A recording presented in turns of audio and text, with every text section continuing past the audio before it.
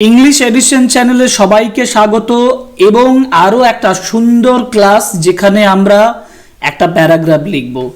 Ray Martin question bank থেকে আমরা এই প্যারাগ্রাফটা পাচ্ছি, যে প্যারাগ্রাফে বলা হয়েছে write a paragraph within 100 words on the scene of a busy railway station. একটা ব্যস্ত রেলওয়ে স্টেশনের ডেসক্রিপশন দিয়ে প্যারাগ্রাফটা হবে। নিচে অনেকগুলো পয়েন্টস ব্যবহার করা হয়েছে। আমি এই পয়েন্টসগুলোর উপরে ব্যাখ্যা করেই আমি ট্রান্সলেশন করব এবং প্রত্যেকটা সেন্টেন্স তৈরি করে করে আমি ট্রান্সলেশন করে দেব, বাংলা ইংরেজি দুটোই বুঝতে পারবে। তোমরা লিখে লিখে প্র্যাকটিস করলে সহজভাবে এই রাইটিংটা তোমরা অ্যাচিভ করে যাবে। এবং আরও একটা বিষয় হচ্ছে, এখানে 100 ওয়ার্ডস আছে, 100 ওয়ার্ডস একটা সুন্দর প্যারাগ্রাফ তোমরা লিখতে মানে লিখলেও তোমাকে হয়তো 100% দেবে না। সেই জন্য আমি তোমাদেরকে অ্যাডভাইস দেব, আমি তোমাদেরকে উপদেশ দিচ্ছি, প্লিজ তোমরা 120 130-তে লেখার চেষ্টা করো। এবং আমি সেভাবেই তোমাদেরকে এখানে ট্রান্সলেশন ওয়ার্ক করেছি। যেমন প্রথমেই তোমরা হেডলাইন দেবে, সেটা হচ্ছে যে প্যারাগ্রাফ যেটা দিয়েছে, the scene of a busy railway station, এটা হেডলাইন।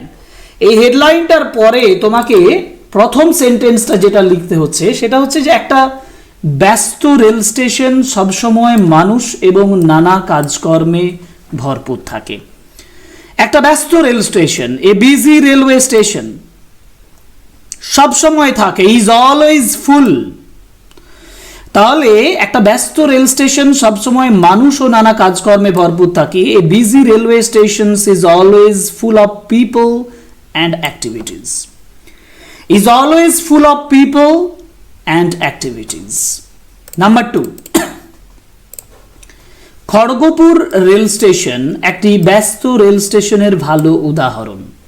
খুব সিম্পল, দেখো, Kharagpur railway station is a good example of a busy railway station. আমরা কলকাতাতেও শিয়ালদা দেখি, হাওড়া দেখি, আমি আমার নিকটবর্তী জায়গার কথা বলছি।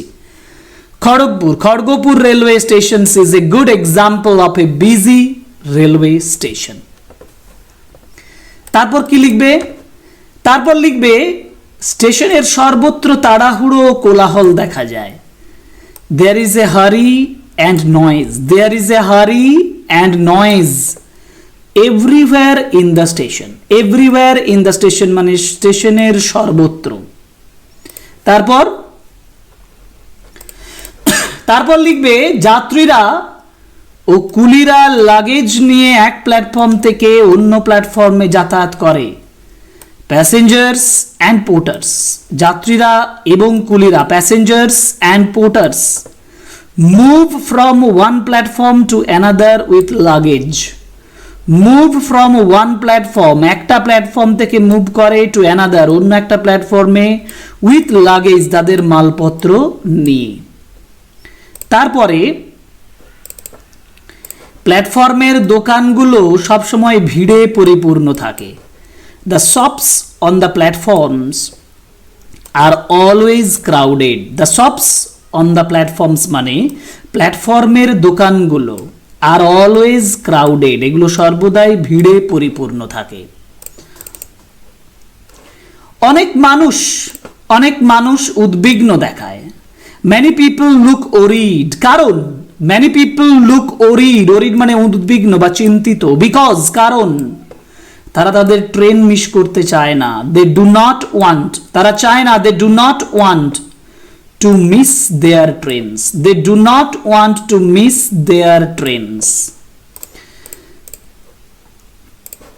সারাদিন ট্রেন আসে এবং চলে যায়। Trains arrive and leave throughout the day. সারাদিন ট্রেন আসে, trains arrive and leave throughout the day, এবং চলে যায়। যাত্রীদের জন্য নিয়মিত ঘোষণা করা হয়। অ্যানাউন্সমেন্টস আর মেড, ঘোষণা করা হয়। অ্যানাউন্সমেন্টস আর মেড রেগুলারলি, নিয়মিত, ফর দ্য প্যাসেঞ্জার্স, প্যাসেঞ্জারদের জন্য। তারপর কখনো কখনো পকেট মারি ও চিন্তার ঘটনাও ঘটে, এটা খুব উল্লেখযোগ্য। সামটাইমস, কখনো কখনো, incidents of pickpocketing and snatching, এবং ছিনতাইয়ের ঘটনা টেক প্লেস, ঘটে থাকে। তারপরে তাই তাই একটি ব্যস্ত রেল স্টেশন হলো চলাচল, কোলাহল ও উত্তেজনায় ভরা একটা স্থান। দেয়ারফর এ বিজি রেলওয়ে স্টেশন, একটা busy railway station is a place, একটি জায়গা, which is full of movement, noise and excitement, অথবা therefore a busy railway station is a place full of movement, noise and excitement। তাহলে busy railway station হচ্ছে একটা full of movement, noise এবং এক্সাইটমেন্টের একটা জায়গা। একটা ব্যস্ত রেল স্টেশন হলো চলাচল, কোলাহল ও উত্তেজনায় ভরা একটি স্থান। এই হলো সম্পূর্ণ একটা ছোট্ট সহজভাবে 120-30 ওয়ার্ডের মধ্যে লেখা প্যারাগ্রাফ। এবার তুমি ইংরেজি সেন্টেন্সগুলোকে পরপর লিখে নাও এবং তোমার একটা প্যারাগ্রাফ তৈরি করে নাও। কমপ্লিট হয়ে গেল আমাদের paragraph the scene of a busy railway station. রায়মার্টিনের 298 পেজ থেকে আমরা করলাম। সেটা ইম্পর্টেন্ট নয়, ইম্পর্টেন্ট হচ্ছে এই প্যারাগ্রাফটা the scene of a busy railway station, যেটা সহজেই তোমরা শিখতে পারলে বলে আমি আশা করি। পরের ক্লাসে আবার দেখা হবে। আজকের ক্লাস এখানেই শেষ হলো। Thank you very much, good bye.